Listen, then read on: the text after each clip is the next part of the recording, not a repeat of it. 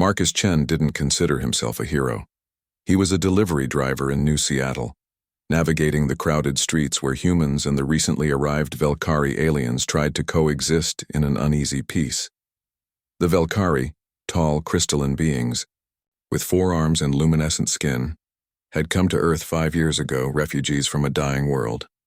The integration hadn't been smooth. That Tuesday evening changed everything.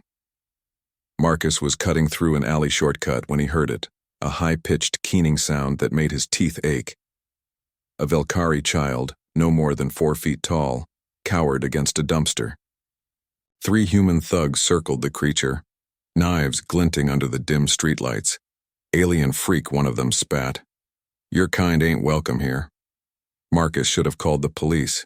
He should have recorded it on his phone. He should have done anything except what he did next. "Hey!" His voice cracked as he stepped forward. "Leave the kid alone." The thugs turned, assessing him.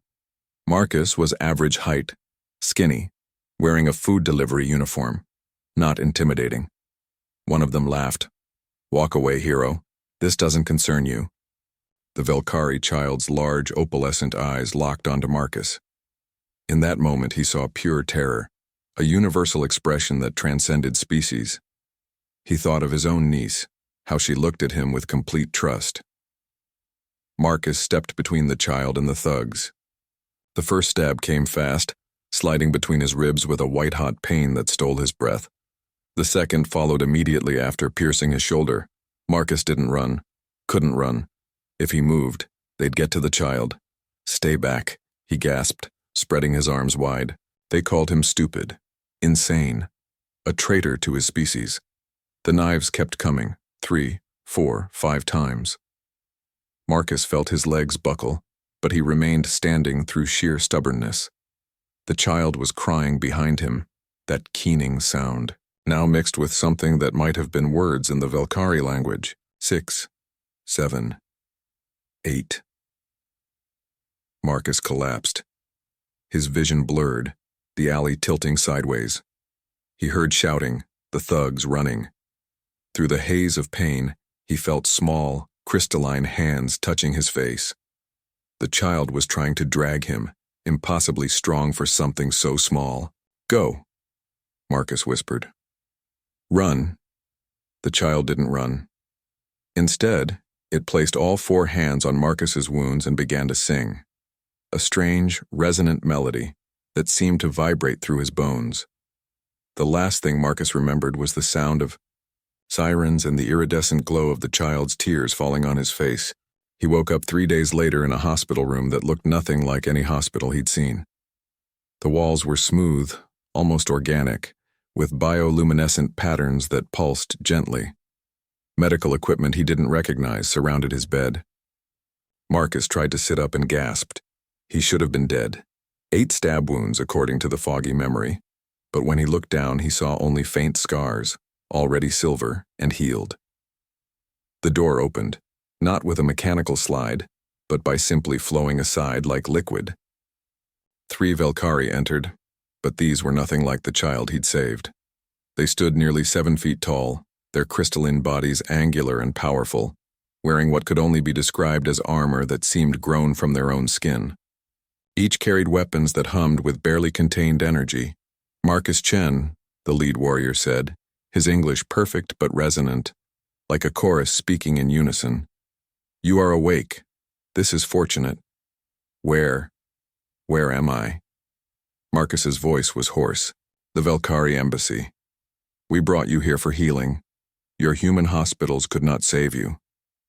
The warrior stepped closer, his luminescent eyes studying Marcus with an intensity that was both unnerving and respectful. "I am Vextorin, shield commander of the 7th Battalion. These are my warriors. The child? My daughter, Lyrasun." Vexitorin's crystalline features softened almost imperceptibly. "She is safe because of you." Marcus processed this slowly. I couldn't let them hurt her. You took 8 fatal wounds for a being not of your species.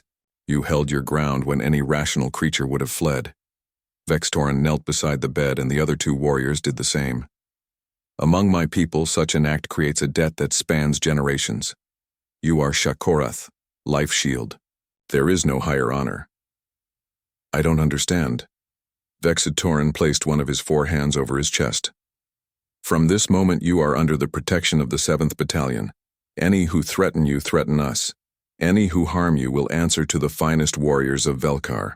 He paused, his eyes glowing brighter. More than this, you are family now. Lyrasun has claimed you as kin. She will not accept otherwise. As if summoned, the door flowed open again. The small Velkari child burst through, followed by a taller female who could only be her mother. Lyrasun rushed to Marcus's bedside, all 4 hands reaching for him with desperate relief. You lived. You lived.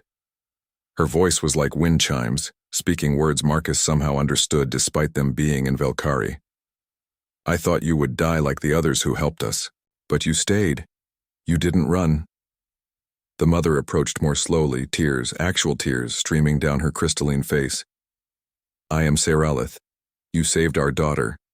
There are no words in your language or ours sufficient for our gratitude. Marcus felt overwhelmed. He'd just been trying to do the right thing. Anyone would have... No, Vextorin interrupted firmly. They would not. 3 of our children have been killed in the past year. 27 more have been injured. In each case, your kind walked past. You are the first human to stand between harm and one of ours. He stood, his warriors rising with him. You showed us that humanity can be more than we feared, that there are those among you who see life as sacred, regardless of form. Marcus looked at the small child holding his hand with all 4 of hers, at the elite warriors who now bowed to him with fists over their hearts, at the mother whose tears of relief spoke a universal language. I'm just a delivery driver, he said weakly.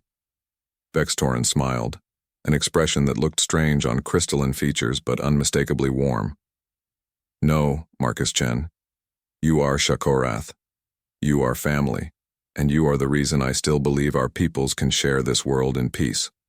Outside the window, Marcus could see New Seattle stretching into the distance, human and Velkari structures beginning to blend together. Maybe, he thought, that was worth 8 stabs and 3 days in a coma. Maybe that was worth everything.